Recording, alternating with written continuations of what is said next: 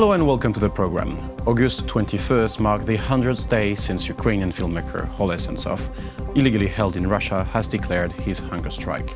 He demands the release of all Ukrainian prisoners illegally convicted in Russia and Russian-occupied Crimea. But the Kremlin remains silent, while the health of Sentsov deteriorates drastically. So what can the Ukrainian government, civil society and international community do to convince Moscow to release Sentsov? To talk more about this, we welcome in our studio today Mykola Riabchuk, president of Ukrainian PEN Center. Thank you for joining us. So the PEN Award has been awarded to Oleh Sentsov last year. Since then, little has changed about his situation. What are the effective means of that kind of award? Actually, the situation deteriorated. It's changed, right. but changed in the for the worse. Yes. He was awarded for his stance, for his civic position, for defense of some fundamental liberties. And of course, now, as his situation is worse and worse, is critical actually, we feel that we have to act not only in Ukraine but all over the world. It's maybe the last chance to save his life, to rescue. So we organize this event. It's an international event, so it was held not only in Kyiv but also in major European capitals and in America, of course, and with only goal to draw attention to this situation, not only of Oleh Sentsov but also many other Ukrainian prisoners. And so we collected letters. It's part of the actions, so there are many other actions involved, but letters, I believe it's very good, very interesting decision, because letters stipulate something very personal, very intimate. It's very important to have these letters to be sent to Ukrainian prisoners. We get only copies of these letters, both Ukrainian PEN Center and PEN International, and we have collection of these letters, which also will be passed to Russian embassies with some slight hopes that it will be transferred to prisoners.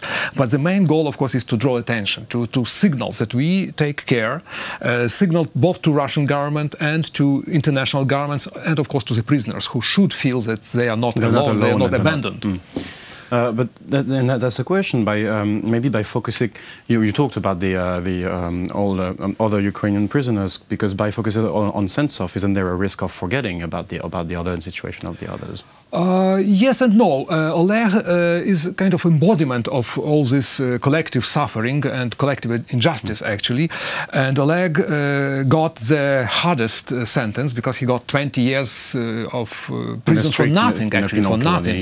Even if we take at face value this accusation of terrorism, it's not terrorism. Even if it was true that he intended to blow up monument of Lenin, what kind of crime is this? You know, it's worth 20 years of prison. It's ridiculous. Of course, it was revenge. We understand it was revenge because in the court he called Mr. Putin Kravavy Karlik, which is unforgivable, of course, and it's probably it's personal revenge. But also my feeling is that Oleh Sentsov is punished not for what he did, but for his very existence, because he's traitor from point of view of Mr. Putin, because he's Russian, he's ethnically Russian, he's Russian speaker. He destroys all this, powerful Russian myth about persecuted Russians and Russophones in Ukraine. He destroys Kremlin myth about Russians and Russophones in Ukraine who allegedly wait for Russian army and would like to embrace Russian troops. Basically, he committed a sort of state treason from point of view of Kremlin. He disclosed fundamental state secrets, that in Ukraine, actually, both Russians and Ukrainians are the same nation. They are patriots of their country. And this crime is unforgivable, I believe. So he symbolizes everything that Putin can't stand in his own system, basically.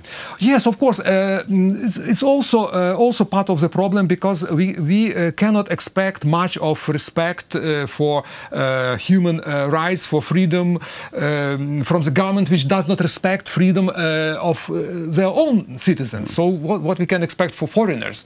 That's another problem. The regime has very bad record, because we remember how it came to power. Remember this blow-ups of apartments in Moscow back in 1999. We remember this genocidal war in Chechnya. We remember all these political assassinations all over the world, including Russia as well. So, of course, it's my feeling is that human lives have no value for those people.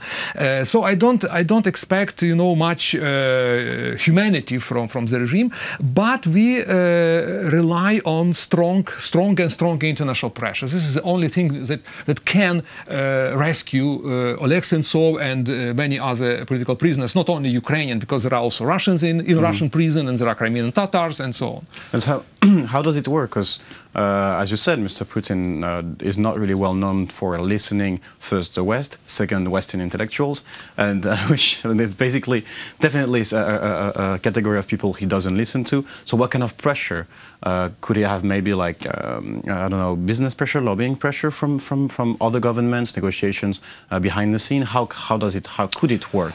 Well, of course, they understand the language of force, and sanctions are important. So far, they are very weak from my point of view. They do not match even maybe 10% of sanctions against Iran, for example. That's very, very, very mild, I would say. So there are many other things to be done, but also there is a kind of symbolism, because I think that such things like inviting this person to wedding in Austria, it's shameful. It's I simply cannot imagine how a democratic country like Austria can afford such things. To invite dictator who killed many his political opponents, not he, but his regime, who still keeps a lot of people in prison, who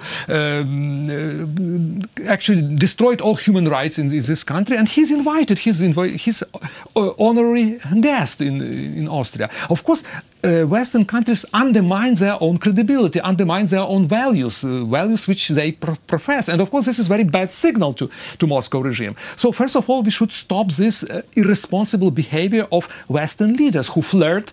I understand that money maybe don't smell, but still, it's we should remember that if we betray our own values for the sake of interest, ultimately we would lose both values and interest. Now, recently, to have more of a global view here about freedom of the press and freedom of journalists and in general. Recently, 300 American media outlets published coordinated op-ed against Trump's war on media. It says a lot about the attitude of politic people towards media now. What's your view on the recent evolution of the freedom of the press? Is it alarming? What's your stance? My feeling is that, of course, there are some serious problems in this regard. I wouldn't dramatize it too much, of course, because it's not apocalyptic yet, and of course, freedom of press still is valuable and still is vibrant in Western countries. But there are some tendencies which, of course, should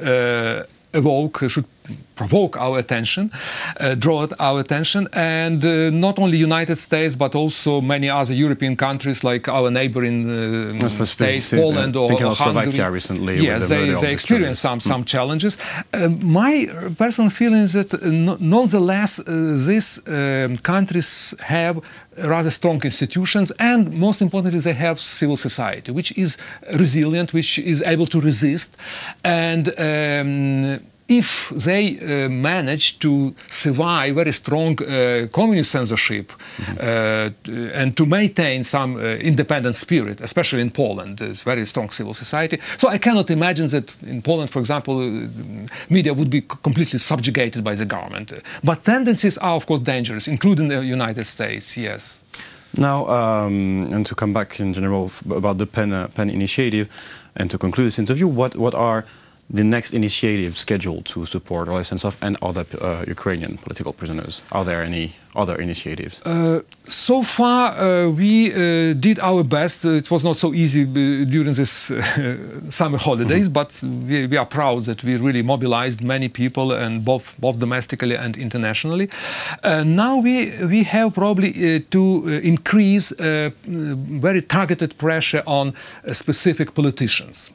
A few days ago, actually 1 week ago, we, for example, sent letters, encouraged our German colleagues to send letters to Angela Merkel because she had of her meeting with Putin, and I hope that she talked about this problem. I don't know the results, but still. And also we have to do this with all major international leaders because they have voice and their voices are counted. I believe that the Russian regime, however rogue it has to consider international opinion. Well, then we will closely follow this case. It was a pleasure to have you in the studio today to talk about the situation. Thank you very much. Thank you. That was Mykola Riabchuk, president of Ukrainian PEN Center. Thank you for watching the program and stay tuned for the rest.